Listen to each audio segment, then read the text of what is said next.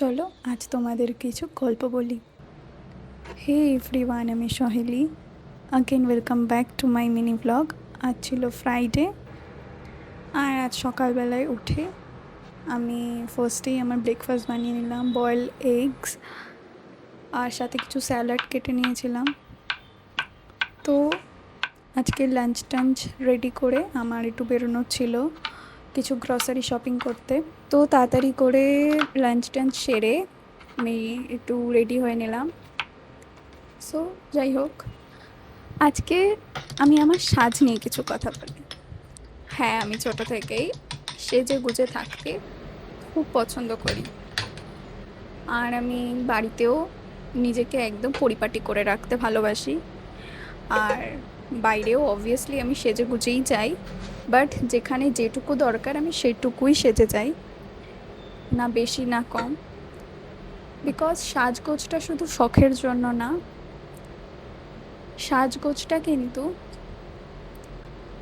নিজের self কনফিডেন্সকে develop করার জন্য। তুমি একটা জায়গায় যাচ্ছ, তুমি ওয়েল ড্রেসড না হয়ে গেলে তুমি ভীষণ আন্ডার কনফিডেন্ট লাগবে সবার মাঝখানে। তো সাজগোজটা আমার মনে হয় ভীষণ ইম্পর্ট্যান্ট। এমন না যে তুমি 10 স্টেপ স্কিন কেয়ার করেই যেতে হবে, না, একটা বেসিক সাজগোজ সবারই দরকার।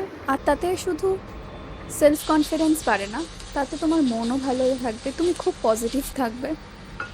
তোমাকে দেখে লোকে হিংসে করবে কি করবে না সেটা আলাদা কথা, বাট তোমার নিজেকে ভালো লাগবে, তুমি নিজের ব্যাপারে পজিটিভ ভাবতে পারবে, আর লোককে দেখে তোমার জেলাস হতে হবে না।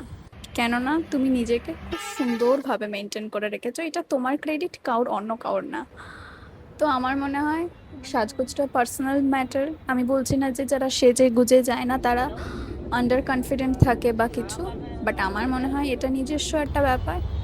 তো যে যেটা ভালোবাসে সে সেটা করুক, বাট হ্যাঁ, তুমি সাজছো না বাট অন্য কেউ সাজলে তাকে দেখে তুমি জেলাস ফিল করছো, তার স্কিনকে দেখে তুমি জেলাস ফিল করছো, এটাও ঠিক না।